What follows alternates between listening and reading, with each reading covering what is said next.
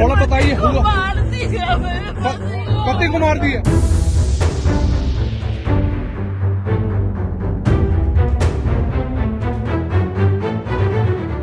पाकिस्तानी आतंकवादी हाफिज सईद के लश्कर तैयबा का मुखौटा द रेजिस्टेंस फ्रंट ने मंगलवार को जम्मू कश्मीर के पहलगाम में पर्यटकों पर हुए भयानक हमले की जिम्मेदारी ले ली है, जिसमें 28 लोगों की जान चली गई।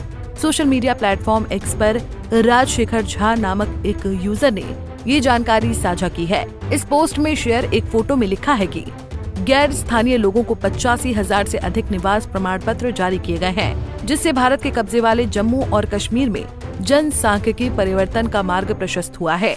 ये गैर स्थानीय लोग पर्यटकों के रूप में आते हैं, निवास प्राप्त करते हैं और फिर ऐसा व्यवहार करते हैं जैसे कि वो जमीन के मालिक हैं। नतीजतन हिंसा उन लोगों पर निर्देशित की जाएगी जो अवैध रूप से बसने का प्रयास कर रहे हैं। बता दें कि सरकार ने पिछले ही साल टीआरएफ को प्रतिबंधित कर दिया था। आखिर टीआरएफ है क्या, आइए यहाँ पर आपको बताते हैं।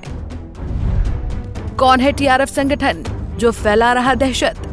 टीआरएफ यानी the resistance front Jammu Kashmir में दहशत का नया नाम है। ये लश्कर तैयबा का मुखौटा है। इसकी ऑनलाइन सहयोगी के रूप में शुरुआत हुई है। इसने जांच एजेंसियों को भटकाने के लिए नए नाम का इस्तेमाल किया है। टीआरएफ अनुच्छेद 370 हटने के बाद घाटी में एक्टिव है। इन आतंकियों को दहशत फैलाने के लिए पाकिस्तान से ट्रेनिंग मिलती है, साथ ही साथ फंड भी दिया जाता है। जम्मू कश्मीर में सेना के जवान लगातार आतंकियों की कमर तोड़ने में लगे हुए हैं। पिछले साल उन्होंने चुन चुनकर दहशतगर्दों को मिट्टी में मिलाया है। कुल मिलाकर टीआरएफ के 108 आतंकियों को ढेर किया है। ये वही संगठन है जिसने रियासी में आतंकी हमले को अंजाम दिया था।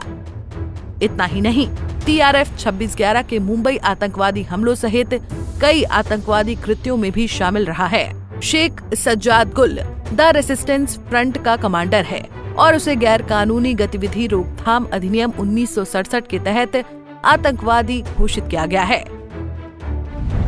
घाटी में कैसे पनपा टीआरएफ? टीआरएफ की कहानी 14 फरवरी 2019 को पुलवामा हमले के साथ ही शुरू होती है। इस हमले से पहले ही इस आतंकी संगठन ने घाटी के अंदर पैर पसारने शुरू कर दिए थे। घाटी में बढ़ती आतंकी घटनाओं के साथ साथ पाकिस्तान का छुपा चेहरा दुनिया के सामने आने लगा था। पुलवामा हमले के बाद धीरे धीरे पाकिस्तान पर अपने यहाँ पनप रहे आतंकी संगठनों पर कार्रवाई के लिए अंतर्राष्ट्रीय दबाव बनता जा रहा था।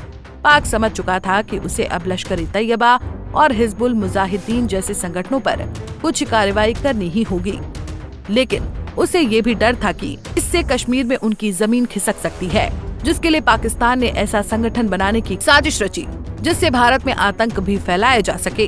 टीआरएफ का नाम तब चर्चा में आया जब उसने 2020 में बीजेपी कार्यकर्ता फिदा हुसैन, उमर राशिद बेग और उमर हाजम की कुलगाम में बेरहमी से हत्या कर दी थी। धीरे धीरे ये संगठन अपनी ताकत को बढ़ाता चला गया और इसे पाकिस्तान समर्थित कुछ आतंकी संगठनों के साथ खुफिया एजेंसी आईएसआई का भी साथ मिला। 5 अगस्त 2019 को जैसे ही जम्मू कश्मीर से धारा 370 हटाई गई, ये संगठन पूरे कश्मीर में सक्रिय हो गया। जैसा कि हम आपको पहले ही बता चुके हैं कि टीआरएफ ने इस बार जैसे ही पहलगाम आतंकी हमले की जिम्मेदारी ली, तो उसने कहा कि वो जम्मू कश्मीर में बाहर से आकर बसने वाले लोगों के खिलाफ है। लेकिन इतना काफी नहीं है। आतंक का कोई एक मकसद नहीं होता है।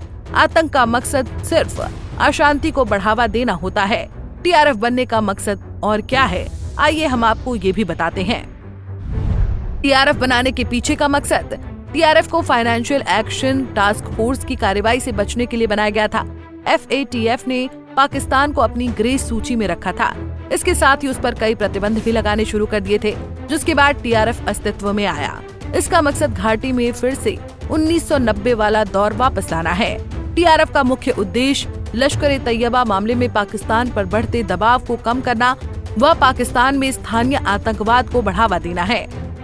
जनवरी 2023 में भारत सरकार ने गैर कानूनी गतिविधि रोकथाम अधिनियम यानी UAPA के तहत टीआरएफ को एक आतंकवादी संगठन के रूप में नामित किया और शेख सज्जाद गुल को आधिकारिक तौर पर आतंकवादी करार दिया गया। NIA ने तब से गुल पर इनाम रखा है, जो क्षेत्रीय स्थिरता के लिए समूह के महत्वपूर्ण खतरे को दर्शाता है। पहलगाम में हुए घातक आतंकवादी हमले के बाद कश्मीर में सुरक्षा स्थिति का आकलन करने के लिए केंद्रीय गृह मंत्री अमित शाह मंगलवार शाम से ही श्रीनगर पहुंचे हुए हैं। आज उन्होंने जहां आतंकी हमला हुआ था उस जगह का भी दौरा किया है।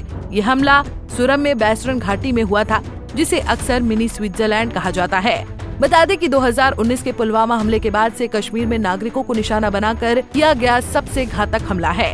एक वरिष्ठ अधिकारी के अनुसार आतंकवादियों ने पहलगाम के पास लोकप्रिय घास के मैदान में एकत्र पर्यटकों पर गोलीबारी की, जिसमें 2 विदेशी और 2 स्थानीय निवासियों सहित 28 लोग मारे गए। पहलगाम शहर से लगभग 6 किलोमीटर दूर स्थित बैसरन घने देवदार के जंगलों और पहाड़ों से घिरा हुआ एक सुंदर घास का मैदान है। प्रत्यक्षदर्शियों ने बताया कि बंदूकधारियों ने इलाके में प्रवेश किया और उन पर्यटकों पर गोलियां चलानी शुरू कर दी जो टट्टू की सवारी का आनंद ले रहे थे, स्थानीय दुकानों पर खाना खा रहे थे या घास पर पिकनिक मना रहे थे। Bureau report, Punjab Kesari TV. हमसे जुड़े रहने के लिए हमारे YouTube चैनल को सब्सक्राइब करें और नई वीडियो की नोटिफिकेशन के लिए बेल आइकॉन को दबाएं।